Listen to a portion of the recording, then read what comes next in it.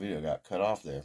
Apologize about that. But yeah, anyways, I was so busy trying to fit as much life and as much experience into the waking hours that I just needed one thing that slowed me down, helped me focus, ground, meditate, relax. Something that invigorates and intoxicates the spirit in a way that heightens your senses instead of intoxicates you in a way that dulls your senses. I think that's a great way to describe smoking a pipe. It's intoxicating to the soul. You know, it's I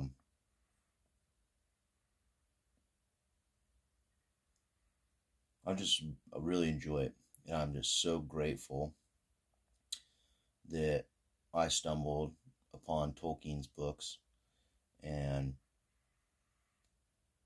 I can't imagine a life without enjoying pipe tobacco. I guess that's it, you know? So, I just thought I'd take a minute and talk about that. And, you know, what are the things that inspired you to pick up a pipe and start smoking? What was your first pipe, if you remember? I remember where I got my first pipe.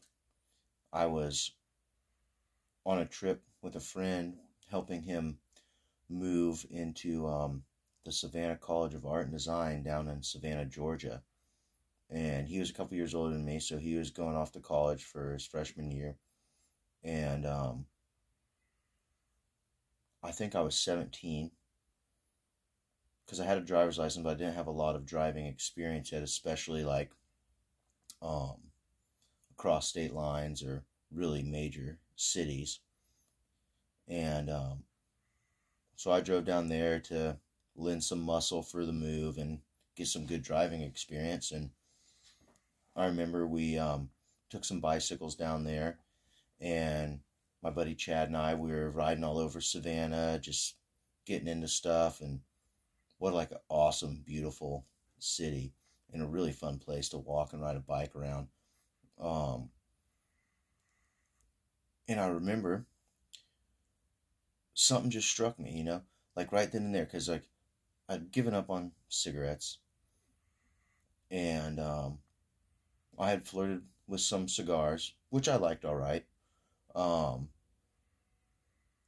know, I saw this sign that just looked so cool, and it was this place called Ye Old Tobacco Shop.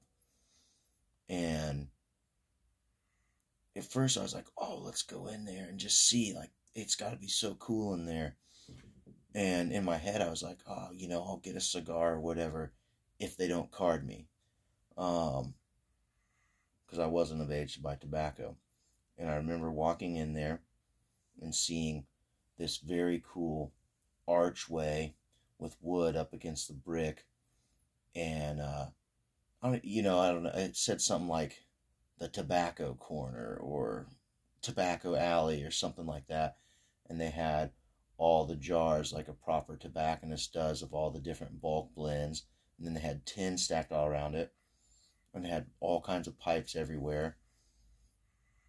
And I went in, fingers crossed, oh, I don't get carded and I'll buy a cigar. And, you know, and as soon as I saw that, it was just like, that light bulb went off. And I was like, man, I'm buying a pipe. If I don't get carded, I'm buying a pipe.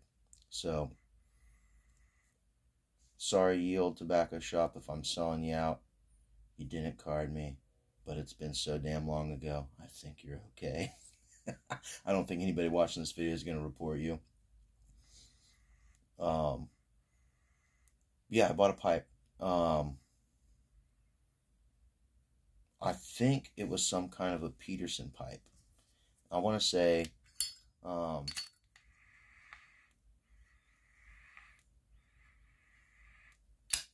was like a rusticated just like a kind of like a simple rusticated Dublin shape. I remember I paid $90 for it, which to me at the time was a shit ton of money. But it was just like, it seemed like this magical item. And I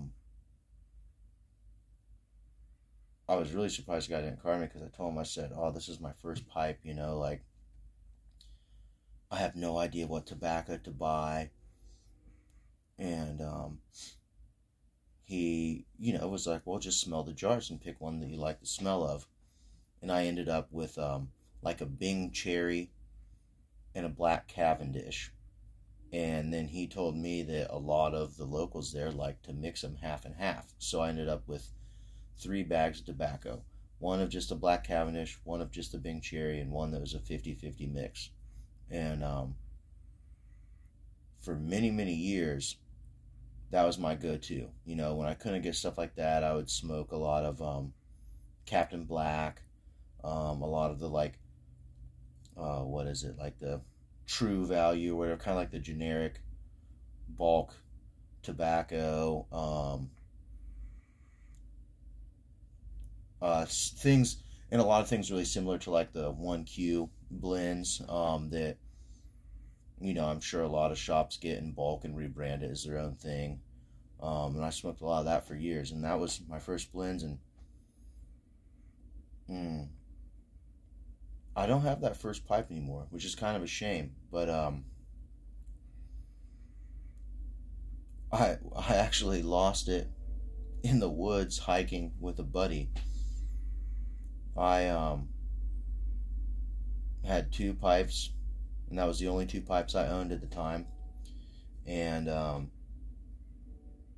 he wanted to try smoking a pipe, and I was like, well, you know, let's go to the woods and take a stroll and smoke some pipes. And it was I think, I don't know if it was early winter, late winter, whatever. It wasn't too cold, but there was still snow on the ground. And we decided to do some bushwhacking. We're going into this little ravine. Well, I'm going first, and he loses his footing and slips and kicks my footing out, so I slip, and I damn near am sitting on his lap, and we're just sliding down this hill through the snow and the mud and get to the bottom, whatever, you know. It was real comical, and somehow I never lost my pipe the whole time. I had it in my teeth, and I was sliding and holding on like, holy shit. And, you know, whatever, we get up, we dust ourselves off, we have a laugh, and we continue on. And I don't know, we must have got about a mile, probably, at least, down this other trail. And he reached in his pocket, and I saw his face. Just like, oh no. He put that pipe in like a cargo pocket on some like military pants, and it fell out when we slid. It fell out of his pocket. I mean, that's the only thing we could think. We went back.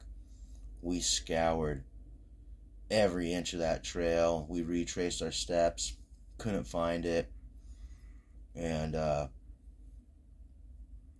went back to that state park every single day and retraced my steps. And then I started going, you know, at least once or twice a week.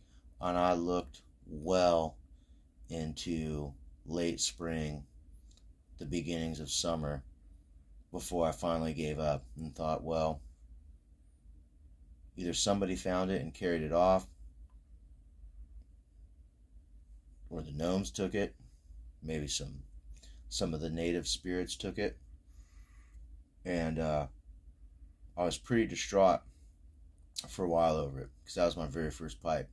I love that pipe, and of course, to me, being a very young man, that was quite an expensive purchase.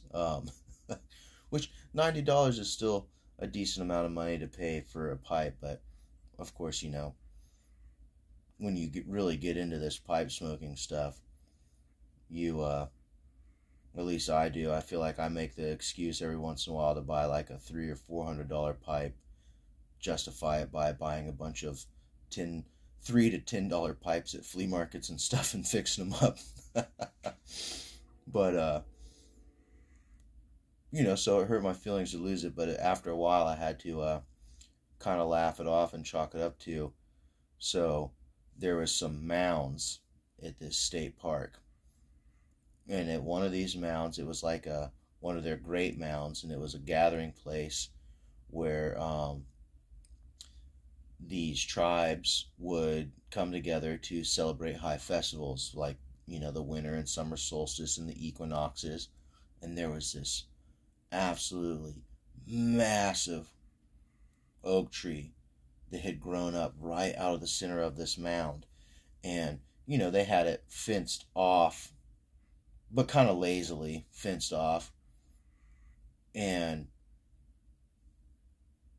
ever since I was able to acquire tobacco, even when it was like cigarette forms, I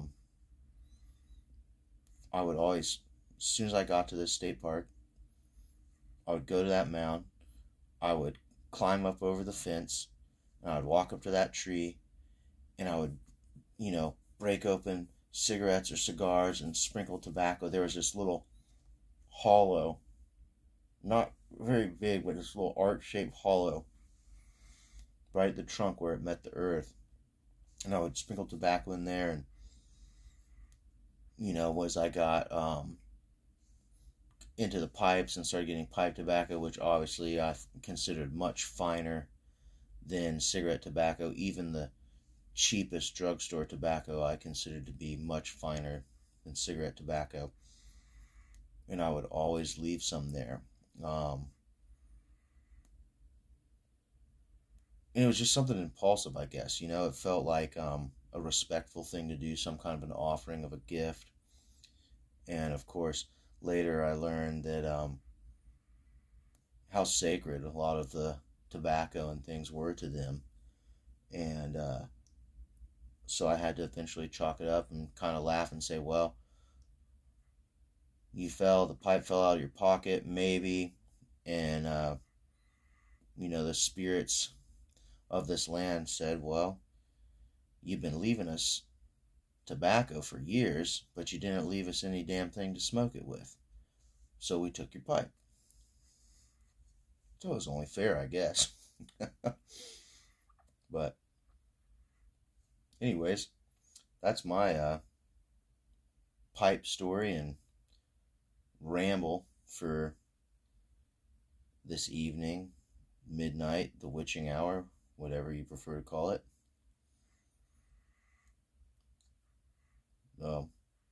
Let's hear some of yours. And if you want to get involved in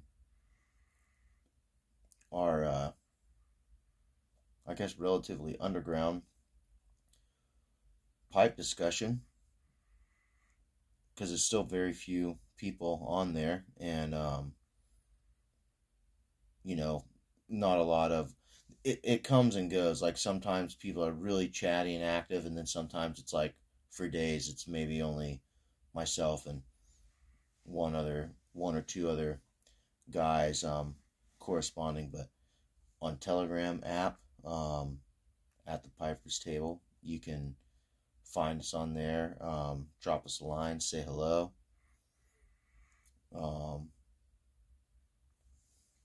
Cheers.